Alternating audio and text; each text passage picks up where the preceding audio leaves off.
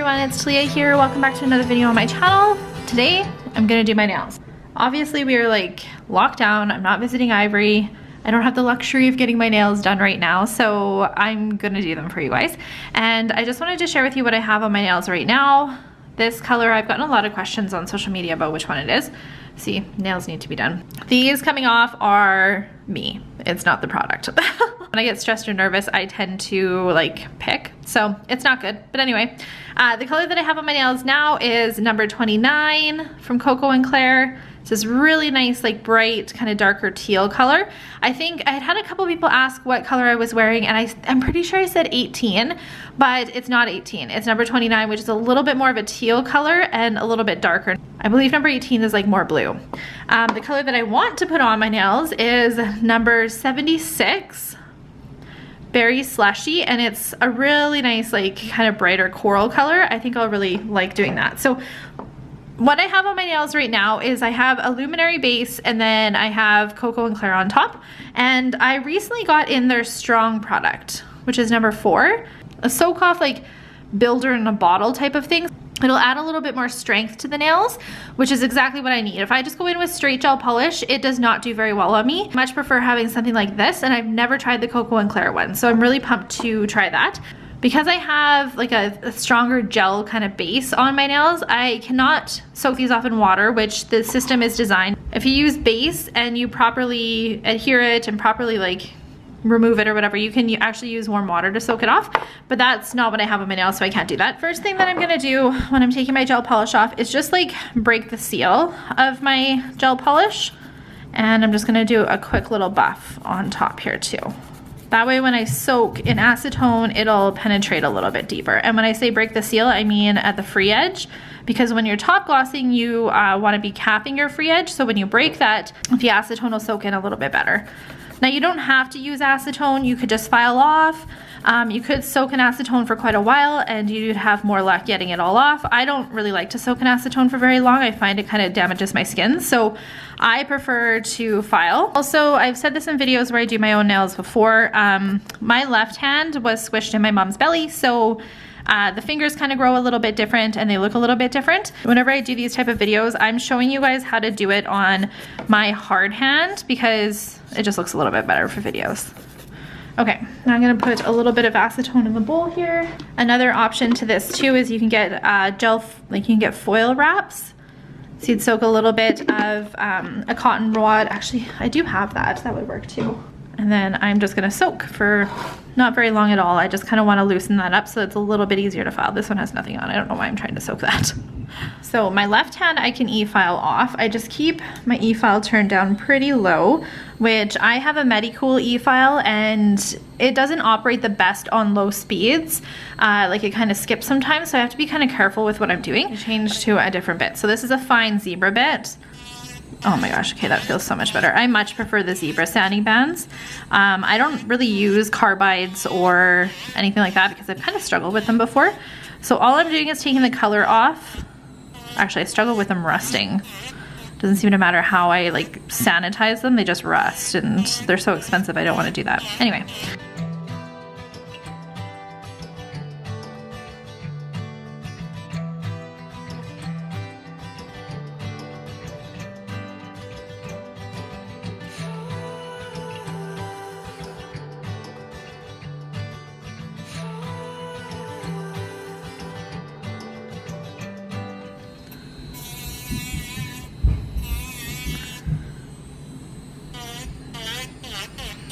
And basically I do that with all of the nails on my left hand, and then on my right hand I hand file them off.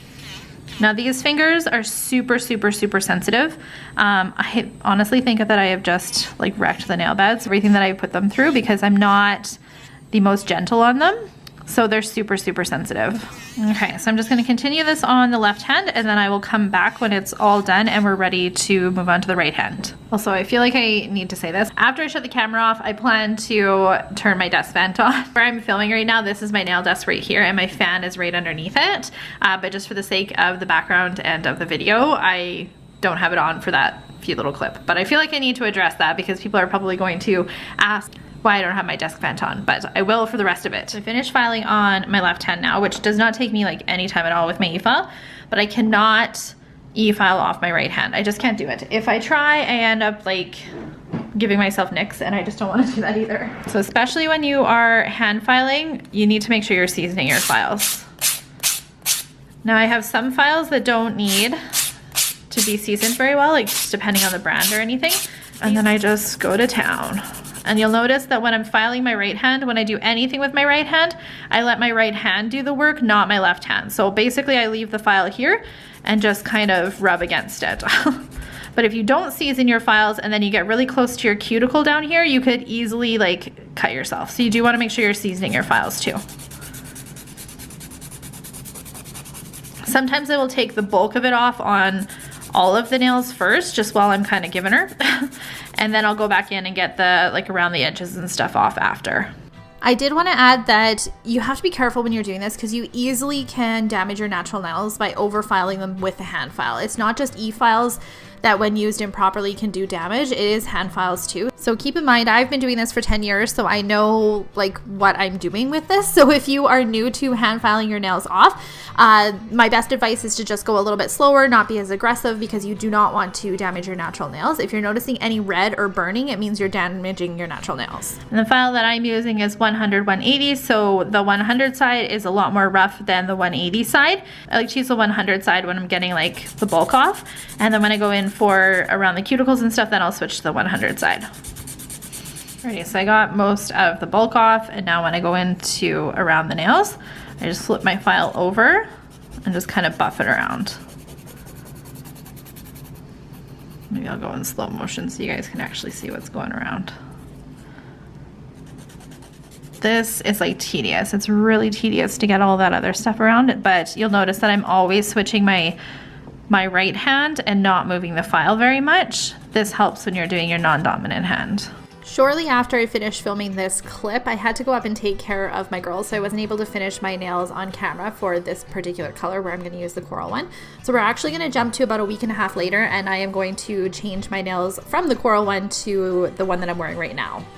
After doing the exact same steps that I did to remove the teal, I did the exact same thing with the coral here, and I just wanted to show you how to get into kind of those tricky spots. So on my ring finger on my right hand, it is rather difficult to get in here and get this color off, but if you hold your file straight up and down into the nail, you can indent your nail. So you want to make sure that you're not doing that, and at all times when you're filing, you keep your file as flat as possible, because any sort of like, I hope I'm explaining that properly, but any sort of like straight file into your nail will damage it.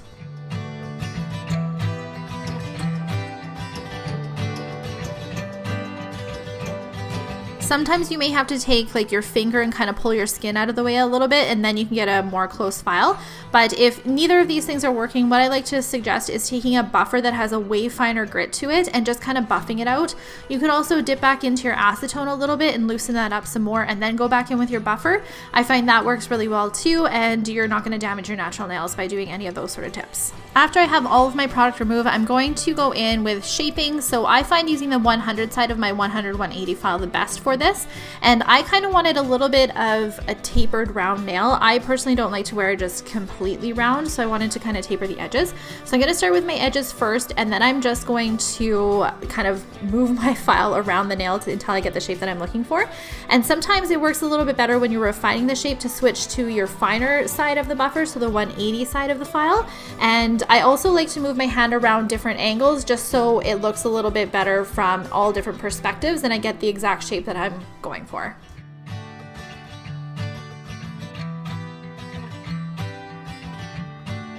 When you're doing your nails, you want to have no shine left on your nails, because the shine will cause the product to not adhere properly. So to remove the shine off of your nails, especially if you're starting for the first time and you're not having to remove gel polish, then you just want to take a buffer and go really, really lightly. All you're trying to do, like I said, is remove the shine. You're not trying to etch your skin or make indentations or make it super, super rough. You just want to remove that natural shine that's on the nail.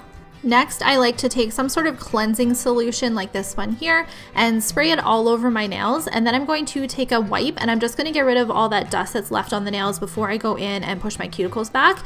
This way I'm not pushing like dead skin or dust or anything into my cuticles when I'm pushing them. Also, when I am removing everything from my sidewalls and cuticles, I like to take like kind of my nail and just kind of push it in and remove anything with the wipe. You're going to take your cuticle pusher here and you're just going to remove any of that kind of dead skin that's left on your nails. My nails, I have not been taking very good care of them, so they are pretty dry and I have a lot of kind of dead skin and cuticle buildup on them. And then on my little hands, what happens when you bite your nails is your cuticles kind of build up a protection over top of your nails, and so they grow a little bit more thicker, which is what is happening on my little fingers here. So it's a lot harder for me to remove them with just a cuticle pusher like this.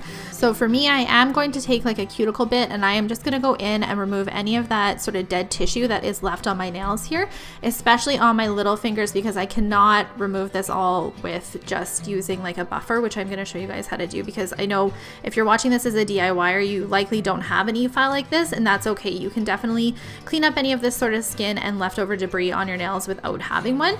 But as you can see, it's quite satisfying to see all of this kind of come off here. And I'm not like removing my cuticles, I'm just removing kind of that dead skin that's left on my nails here, because personally for me, I'm not one to like cut and remove my cuticles.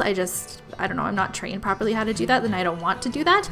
So all I'm doing is just the leftover kind of dead tissue that is on the nail plate here. Onto my right hand, which is my dominant hand. So it's quite a bit more tricky to kind of do cuticle work on this hand. And I will be the very first person to say it in this video, my cuticles on my right hand do not turn out the best, and it is what it is because I struggle to do them with my non-dominant hand, like so many of you guys out there. So all I'm doing here is just pushing back what I can. I'm doing my best to kind of scrape what I can out with my cuticle pusher. This one has a pretty sharp edge on it, so I do have to be careful.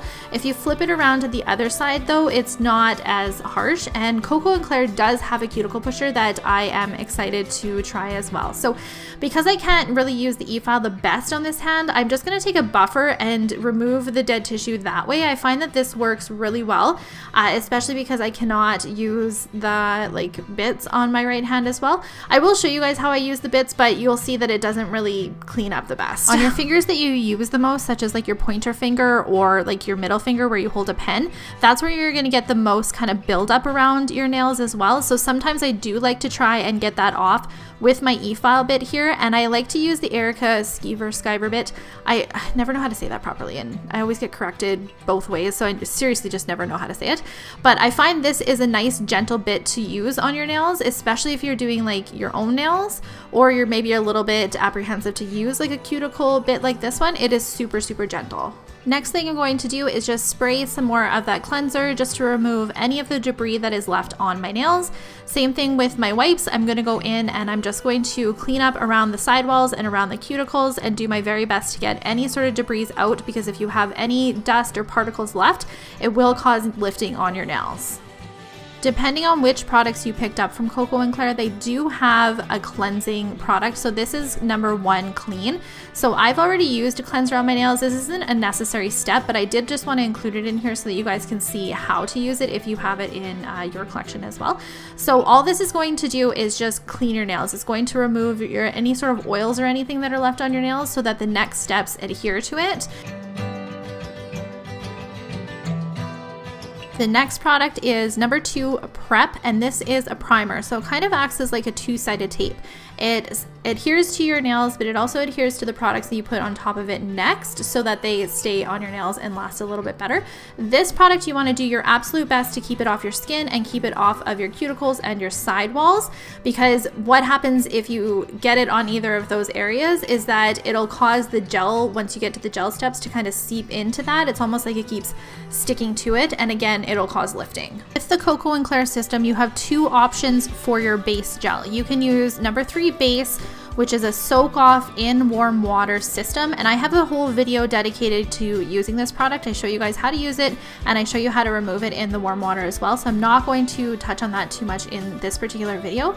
But what I am going to talk to you guys about in this video is number 4, Strong. This is a gel layer. So this is kind of, like I said, a builder in a bottle type of product. So this will add strength. It'll also act as your base coat in between your base layer and your color gel polish layer. So that's what I want to focus on in this video. And if you have any questions about how to use the actual base product, definitely refer back to the last video that I've done when I first started using the KoKo and Claire system, and I will leave that linked in the description box below. The first thing that I'm going to do with this product is I'm just going to remove a little bit of it and keep it on this little disposable piece of paper that I have. You can use a tile as well, that'll work great too, just so this product is ready to go. So then on my nails, I'm going to go in and I'm going to remove quite a bit of the gel product off of the brush just into the bottle here.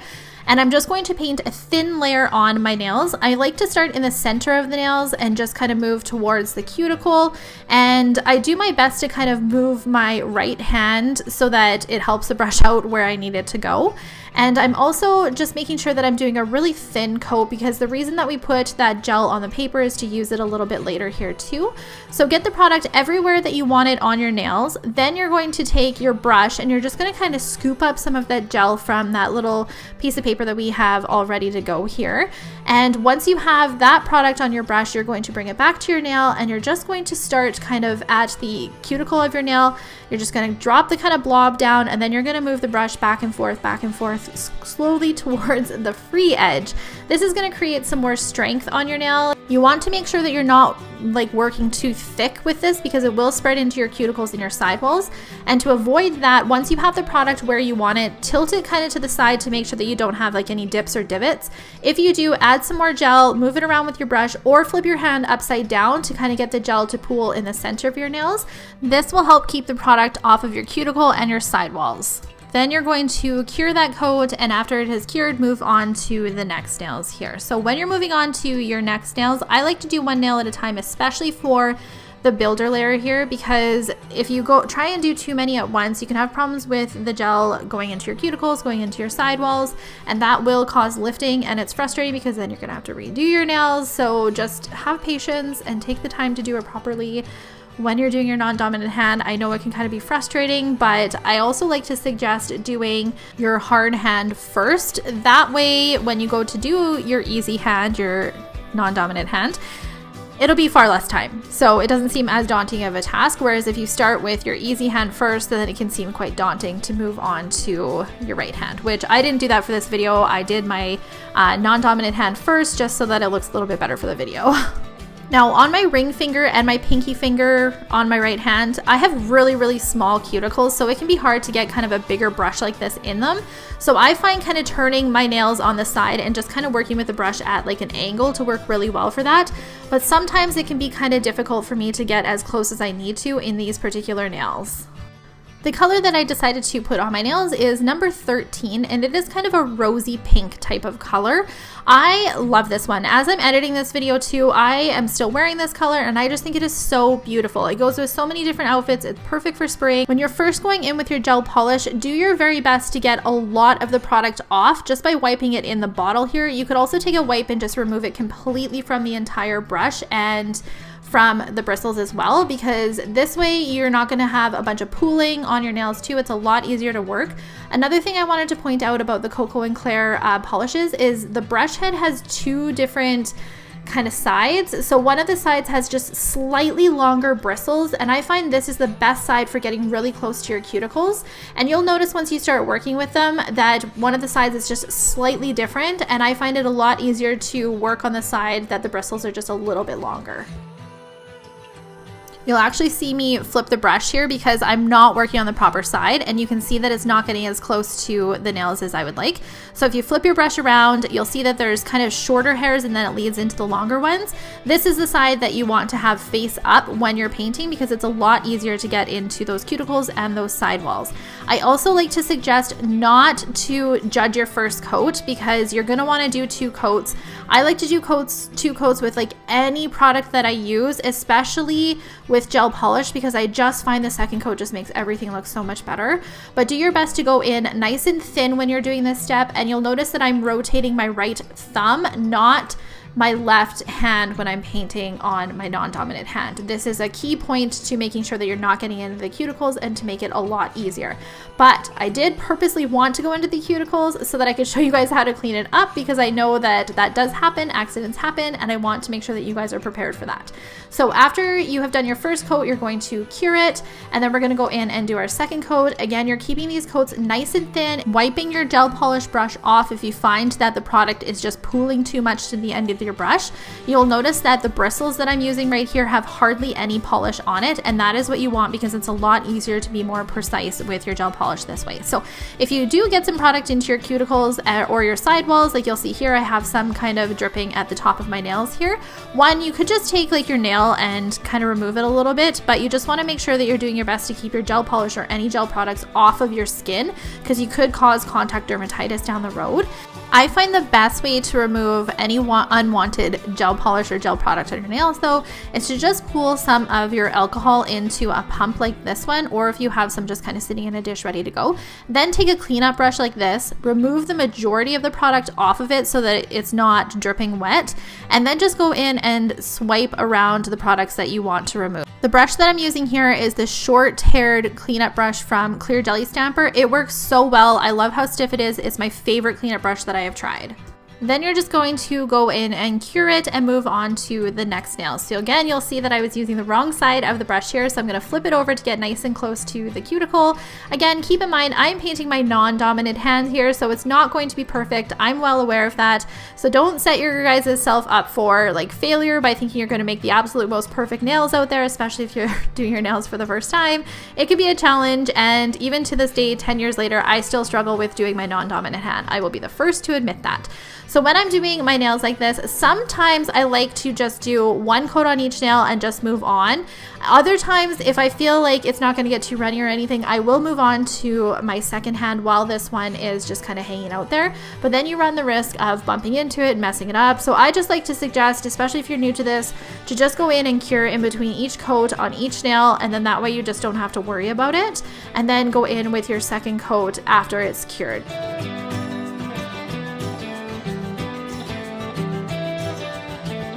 I wanted to show you guys what it looks like if you don't wipe your brush off very much, and you're gonna get this big glob. And so to remove that, what you're gonna do is just kind of paint to remove. So you just brush, wipe off your polish bottle, brush, wipe off your polish bottle. This way you can get rid of that big glunk of product that came onto your nails initially, and you can start working nice and thin. But do your best to kind of wipe off your brush in your polish bottle before you even go in on your nails. That way you'll avoid any of it running unnecessarily, or you'll avoid making a mess basically.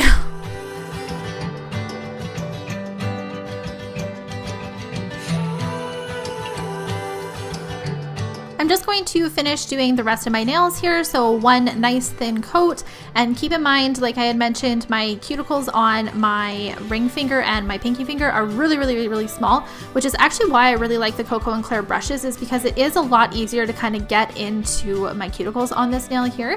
And I just find that I kind of have to tilt my nail a little bit more, but if I don't get it on the first coat, I make sure to get it on the second coat too, because that will kind of clean it up a little bit more too.